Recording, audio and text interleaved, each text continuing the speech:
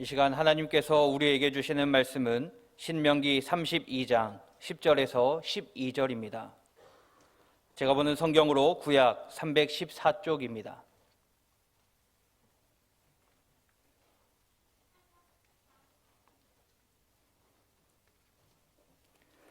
말씀을 봉독할 때에 하나님의 음성을 들으시기 바랍니다. 여호와께서 그를 황무지에서 짐승이 부르짖는 광야에서 만나시고 호위하시며 보호하시며 자기의 눈동자같이 지키셨도다.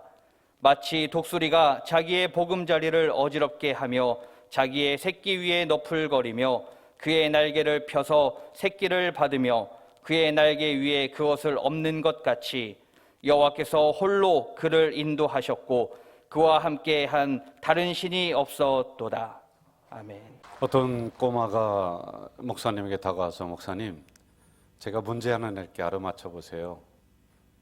5 빼기 3은 얼마예요? 너무나 가짜나서 넌센스 퀴즈인가 하고, 글쎄 뭐지? 그것도 몰라요 목사님? 2예요. 이 뜻이 뭔지 아세요? 잘 모르겠는데. 사람이요, 오해하게 되면 그 사람 입장에 서서 3번만 생각하면 다 이해하게 된대요. 굉장히 맹랑했습니다. 그러니 신이 난 이 꼬마가 다시 한번 목사님에게 질문합니다. 목사님, 한 번 더 문제 낼게, 잘 알아맞혀 보세요. 2 더하기 2는 얼마예요? 4지. 뜻이 뭔지 아세요? 잘 모르겠는데. 이해하고 이해하면은요, 사랑하게 된대요. 하나만 더 낼게, 알아맞혀 보세요. 그래라. 그럼 4 더하기 4는 얼마예요? 그야 8이지. 그 뜻이 뭔지 아세요? 글쎄 잘 모르겠는데. 목사님, 그것도 몰라요. 사랑하고 사랑하게 되면요, 팔자가 고쳐진대요. 여러분, 이 시간에 우리 팔자 한번 고치겠습니다. 옆 사람에게 사랑합니다, 축복합니다, 조금만 키워주세요. 우리가 새성전에 와서 이제 제대로 이렇게 송구영신 예배를 드리는 게 올해가 이렇게 처음 되는 것 같아요. 너무 감사하고, 이렇게 한 자리에 다 모일 수 있는 이 공간을 주신 하나님 앞에 우리 영광의 박수 한번 드리겠습니다. 감사합니다. 하나님 감사합니다. 여러분, 각피석 회화증이라고 하는 변명을 아세요? 이제 피부에 석회질이 들어가서 점점 굳어지는 병이에요. 만네킹처럼 사람이 이제 굳어지기 시작합니다. 그 병에 들린 박진식이라고 하는 분이 절망은 희망의 다른 이름이다라고 하는 책을 쓰셨습니다. 볼펜을 제대로 잡을 수가 없으니까 이 손 사이에 볼펜을 끼고는 컴퓨터 자판기를 이렇게 눌러가며 2년 동안 쓴 책이 바로 저 책이에요. 심장까지 그 석회질이 막 파고들기를 시작을 합니다. 20살을 넘기기 힘들 것이다 라고 하는 진단을 받았어요.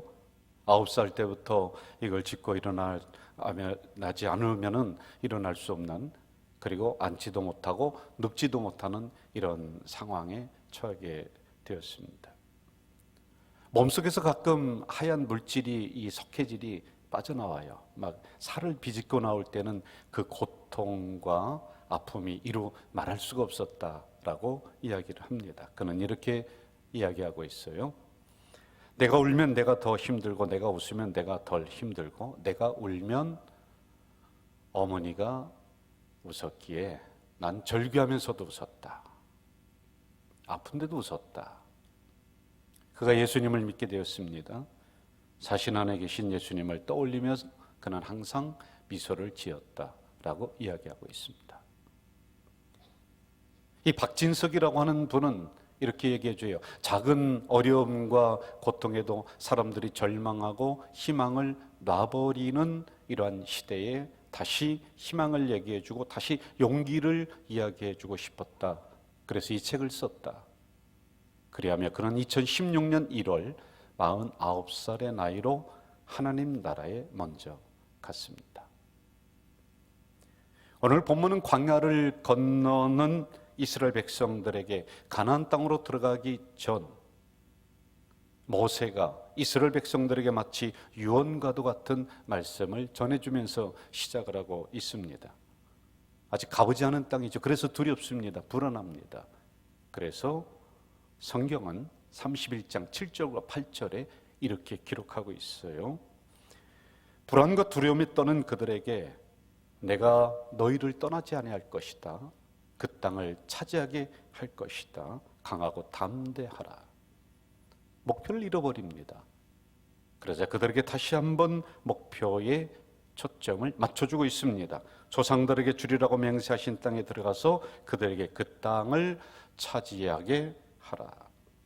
그러나 여러분, 문제는 여전히 있었습니다. 거기에 살고 있었던 사람들이 자신의 삶의 터전을 그냥 내줄 리는 없습니다.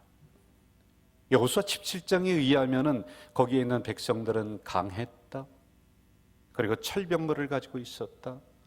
그리고 모세가 이야기했던 것처럼 그렇게 썩 좋은 땅은 아닌 것 같았습니다. 자, 이 모든 것들을 예측한 모세는 마지막 죽기 전에 느보산이라고 하는 산의 지도자들을 모읍니다. 이렇게 성도들, 백성들을 모으고서는 회중을 향해서 다음과 같이 이야기합니다. 앞으로 너희들이 다가갈 미래의 저 땅은 만만치가 않다. 그 땅에 여전히 어려움이 있을 것이다.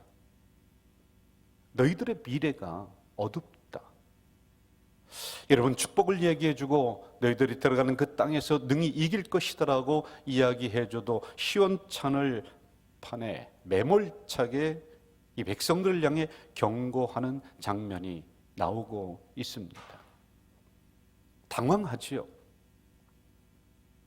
아니, 금방 이제 가나안 땅 들어가서 고생한 것 보상 받으면서 너희들이 행복하게 살 것이다라고 그걸 기대하고 모였던 백성들은 야, 너희들 다가가는 저 미래의 가나안 땅은 만만하지가 않아. 그 땅에는 거대한 민족이 살고 철병거를 가지고 너희들 들어오면 죽이려고 그들은 준비하고 있으니 너희들 마음 단단히 먹어라 라고 하는 이야기를 들은 백성들은 두려움에 떨고 있습니다.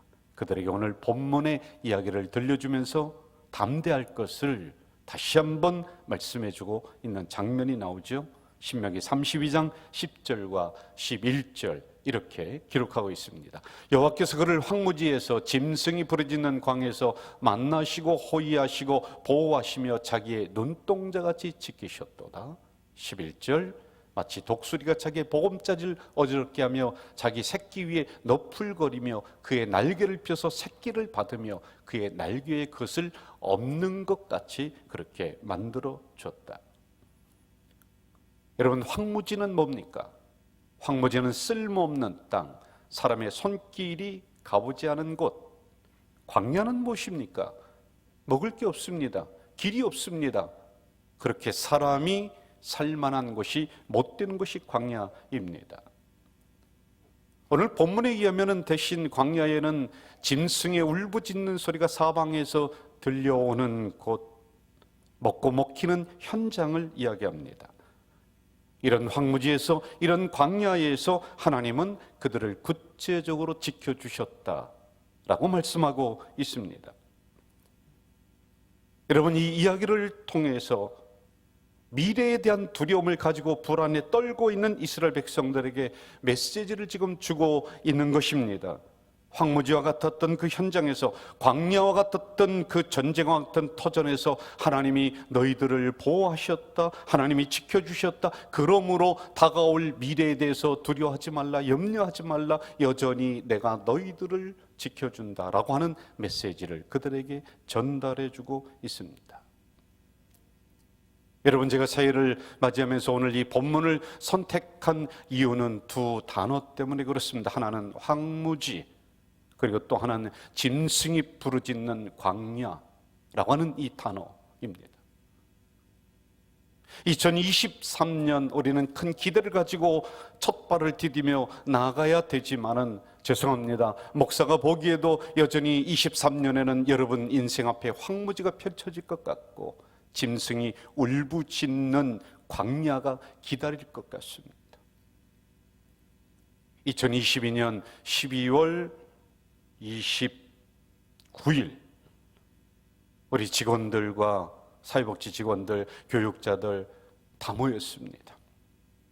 그리고 한 해를 정리하면서 우리가 내년을 어떻게 맞이해야 될 것인가라고 하는 그 자리를 가졌습니다. 그런데 저는 그 자리에서 이렇게 진단을 했습니다. 다가오는 23년에는 출구 없는 전쟁터와 같을 것이다.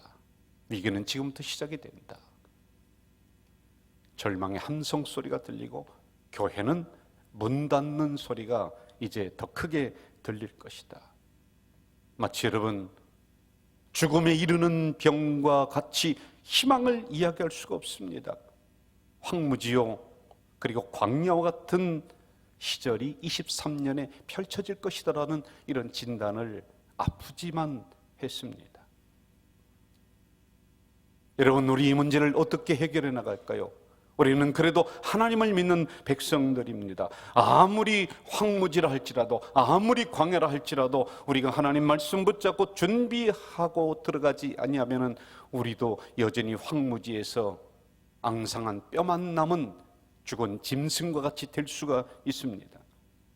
그런데 여러분, 100% 황무지고 100% 광야 같은 그 23년이 펼쳐진다 하지만은 우리가 믿음을 가지고 믿음의 눈으로 황무지 밑에 흐르는 물줄기를 봐야 되고요. 그리고 사막이 푸른 초원으로 덮이는 비전을 가지고 나아간다면은 그 믿음대로 그 생각대로 될 줄로 믿습니다. 10절을 보겠습니다. 한번 같이 읽어볼까요? 시작. 여호와께서 그를 황무지에서 짐승이 부르짖는 광야에서 만나시고 호위하시며 보호하시며 자기의 눈동자같이 지키셨도다. 할렐루야. 여러분, 아름답다를 영어로 뭐라고 하죠? beautiful. 옆 사람이랑 해볼까요? beautiful. 이것은 보통 원급이라고 합니다. 굉장히 아름답습니다. 이것을 영어로 어떻게 얘기할까요? more beautiful. 참 아름답습니다. 그런데 최고로 아름답습니다. the most beautiful. 최상급이 존재합니다. 우리나라 말도 좋다, 참 좋다, 최상급, 최고로 좋다, 이렇게 비교하며 최상급으로 나아가는 이런 문장 구조로 되어 있습니다. 그런데 히브리 문법에는 이게 없습니다. 그래서 중요한 단어라든지 또는 구분해야 될 단어는 두 번을 사용합니다. 내가 너를 복주고 복준다. 그럼 최고로 복준다라고 하는 것입니다. 10절, 만나셨다, 호위하셨다, 보호하셨다, 자기의 눈동자같이 지키셨다. 만나시고 보호하시고 그리고 호위하시고 눈동자같이 지키신 이 단어는 비슷한 단어입니다. 이것을 반복적으로 사용한 이유가 있습니다. 성경 한 구절 볼까요? 신명기 29장 5절 이렇게 말씀하시죠. 주께서 40년 동안 너희를 광야에서 인도하게 하셨거니와 너희 몸에 옷이 낡아지지 아니하였고 너희의 신발이 헤어지지 아니했다. 여러분, 이러한 구절은 성경에서 찾으러 간다면 무수히 많습니다. 하나님이 우리의 옷을 수선해주는 수선공일까요? 하나님이 여러분들의 떨어진 신발을 꿰매주는 수선공일까요? 그 이야기가 아닙니다. 황무지에서 짐승이 우글대는 광야에서 내가 너를 만났다, 내가 너를 호위하고 보호했다, 내가 너를 눈동자같이 여겨줬다. 비슷한 단어를 반복해서 사용하면서 우리에게 말씀해 주시고자 하는 아주 중요한 내용이 있다는 것입니다. 오늘 이 자리에 함께 하신 우리 가자 성도 여러분, 이런 궁금증이 없으세요? 왜 내 인생은 이렇게 꼬이는가? 다른 사람들은 잘도 가는데 내 인생은 왜 돌고 도는가? 왜 나만 힘든가? 왜 내 인생은 이렇게 무거운가? 다른 사람들은 그 문제가 잘도 해결되더니만 나는 왜 자꾸만 어려움이 오는 것일까? 여러분, 이런 궁금증 한번 안 가져보셨어요? 하나님은 나에게만 냉정한 것 같습니다. 하나님은 내 기도에만 응답이 없는 것 같은, 그래서 내가 홀로 고독하게 서 있는 것 같은 이러한 때가 있습니다. 하는 일마다 안 됩니다. 그래서 여러분, 솔직히 우리는 새해를 시작하면서 그렇게 기대하며 시작하지 않는 것이 사실이기도 합니다. 그런데 여러분, 우리가 알지 못하는 그 순간에 하나님은 혹시 더 큰 그림을 여러분 인생에 그리면서 여러분을 더디게 만들고 여러분의 인생을 돌고 돌게 만들고, 왜 내 인생을 꼬이게 하는가? 혹시 하나님의 더 큰 그림이 있어서 내 인생을 꼬이게 만드는 것은 아닐까요? 지난 우리의 어려운 순간들을 어느 시점에서 돌아봅니다. 돌아보면서 이것 하나는 우리가 부인할 수 없을 것 같습니다. 아, 그때도 하나님이 나를 지켜주셨구나. 그 어려운 순간에도 하나님이 나를 눈동자같이 보호해 주셨구나. 내 인생이 꼬일 때도 하나님이 여전히 나와 동행해 주셨구나라고 하는 이 사실은 여러분 부인할 수가 없는 줄 믿습니다. 이것 인정하신다면 다가오는 새해도 여전히 하나님은 여러분들을 지켜주실 줄 믿습니다. 한 번도 떠난 적이 없으셨던 그 하나님은 오늘 저를 통해서 여러분들에게 이렇게 말씀하고 계십니다. 황무지를 걸어야 되고 사방으로 도는 짐승의 울부짖는 소리, 수많은 문제들 헤쳐나가야 되지만은 너는 결코 버려진 존재가 아니다. 너는 그렇게 세상에 흘러가다가 그렇게 떠내갈 존재가 아니다. 너는 나에게 소중한 존재이다. 내가 너를 지켜줄 거야. 내가 너와 동행할 거야 라고 하는 이 말씀을 이 시간에 주시는 줄로 믿습니다. 11절 한번 같이 읽어볼까요? 같이 합시다. 시작. 마치 독수리가 자기의 보금자리를 어지럽게 하며 자기의 새끼 위에 너풀거리며 그의 날개를 펴서 새끼를 받으며 그의 날개 위에 그것을 업은 것 같다. 여러분, 새중에 왕은 독수리인 거 잘 아실 겁니다. 독수리가 새끼를 낳습니다. 그것도 높은 절벽 위에 새끼를 낳는다고 하네요. 그런데 이 새끼가 어느 정도 크면은 엄마가 물어다 주는 이 먹이 먹느라고 자기의 날개를 제대로 펴지 못한다고 합니다. 그럴 때 어미 독수리가 하는 게 있다고 합니다. 그 보금자리를 해치는 거예요. 다 부셔버립니다. 이 새끼 독수리는 갈 데가 없습니다. 그러자 어머니 독수리는 이 새끼를 부리로다가 그 절벽에서 떨어뜨린다고 하네요. 다 떨어질 때쯤 땅에 곤두박질 쳐서 이제 터져 죽을 때쯤 어미 독수리가 날아와서 그 새끼를 날개 위에 얹고는 다시 위로 올라간다고 하네요. 그리고 다시 떨어뜨린다고 하네요.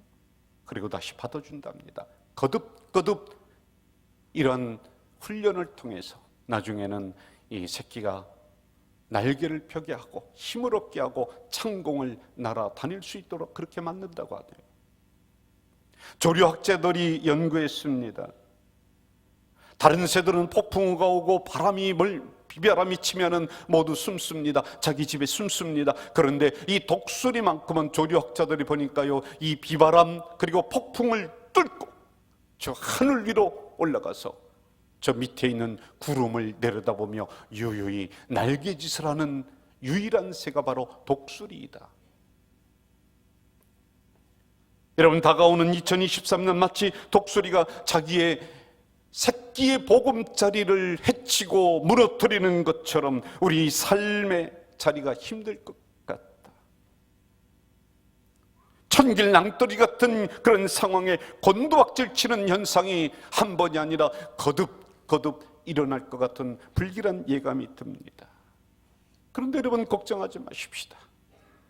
땅에 떨어져서 배가 터져 죽을 때쯤 어미 독수리가 날아와서는 그 새끼 독수리를 날개로 척 하고 받아주는 것처럼 하나님이 여러분들을 그렇게 지켜주신다는 것입니다. 그래서 결국에 여러분들 믿음의 두 날개를 쭉 펴서 고난의 폭풍을 뚫고 저 창공위를 날아갈 수 있도록 하나님이 만들어주시겠다는 희망의 메시지를 오늘 우리들에게 주시고 있습니다. 할렐루야! 이제 여러분, 한 가지 결단하는 것만 남았습니다. 12절로 한번 가볼까요? 12절 시작. 여호와께서 홀로 그를 인도하셨고 그와 함께한 다른 신이 없었도다. 다시 한번 하나님 절대 신앙으로 무장할 것을 말씀해 주고 있어요.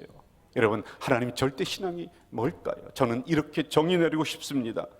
오늘 제목처럼 황무지에서 희망을 이야기해야 되고요, 광야 같은 현장에서 망하는 그림이 아니라 다시 한번 그 현장에서 푸른 풀밭으로 푸른 초장으로 되는 꿈을, 긍정을 이야기하는 것이 바로 하나님의 절대 신앙이다 라고 하는 것입니다. 여러분, 세상 사람들의 사고와 그리고 철학은 뭔지 아세요? 제가 이렇게 한번 비유를 들어보겠습니다. 지금은 전문 장례식장이 있어서 그런 풍경을 잘 볼 수 없습니다만은, 제가 어릴 때만 해도 어르신들이, 노인분들이 돌아가시면 집에서 장례를 치렀습니다. 그럼 집에서 장례를 치를 때 보니까 손님들이 옵니다. 문생각들이 오면은 앉아 있었던 아버지, 어머니, 그리고 거기에 있는 상주들이 일어나서 오는 손님을 맞이합니다. 아이고, 아이고, 아이고, 아이고. 이게 보통 그렇게 됐습니다. 그리고 여러분, 꽃상여 나가는 거 보셨나요? 상여 행렬 나갈 때, 지금은 그게 없습니다. 그런데 옛날에 보면은 사람들이 어깨에다가 상여를 맵니다. 그리고 그 앞에는 종잡이가 있습니다. 떨렁떨렁 하면서 종잡이 있습니다. 이제 가면 언제 오나 오야 티야 풍망산천. 죄송합니다. 여러분, 세상은 이렇습니다. 한 번 가면 못 오는 것이에요. 그래서 절망을 얘기합니다.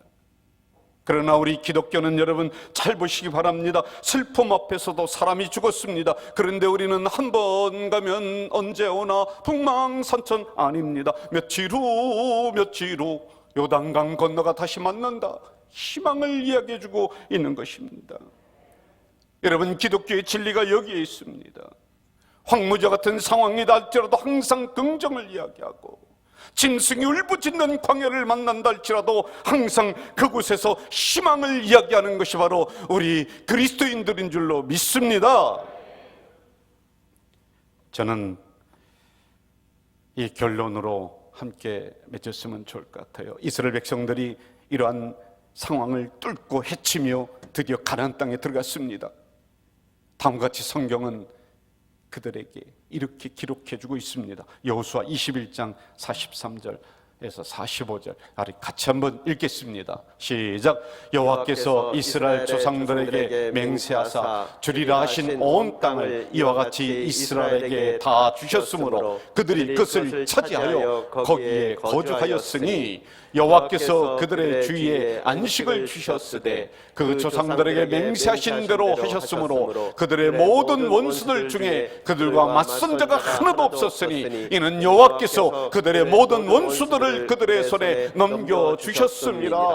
여호와께서 이스라엘 족속에게 말씀하신 선한 말씀이 하나도 남음이 없이 다 응하였더라. 할렐루야.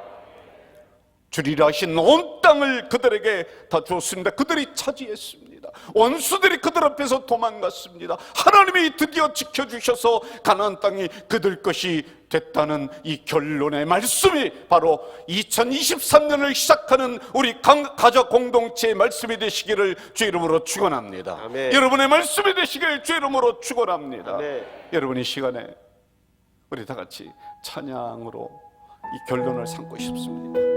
선한 능력으로 우리 다시 한번 일어서서 전진하는 새해가 되시길 바랍니다. 우리 선한 능력으로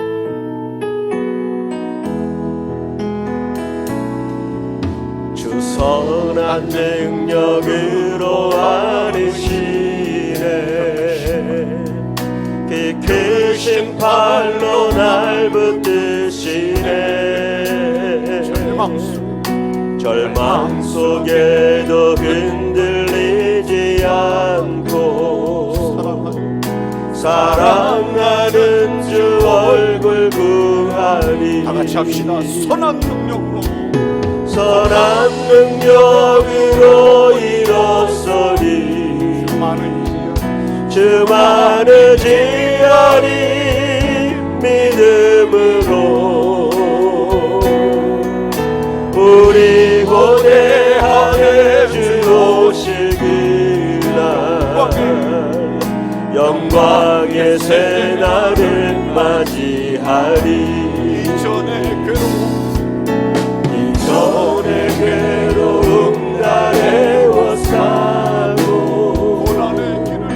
고난의 길을 걷는다 해도 주님께 모두 맡긴 우리 영혼, 근데 승리 다같이 선한 능력으로 선한 능력으로 이뤘으니 주만을 지하니 믿음으로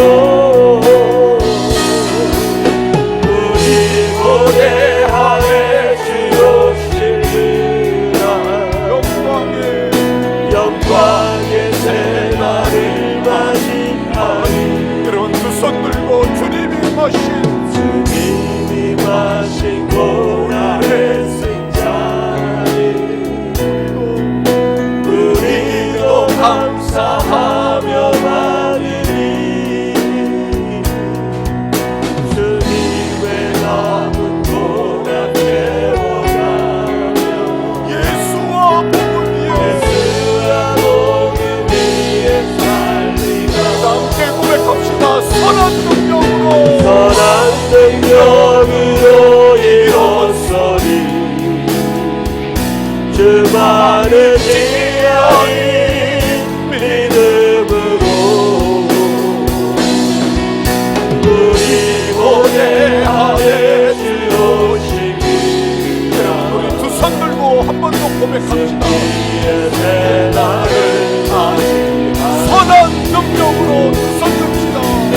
선한 능력으로 이뤘으니 주만을 지하니 주만을 지하니 믿음으로 우리 고대하에 주옵시리라 주님의 새날을 맞이하니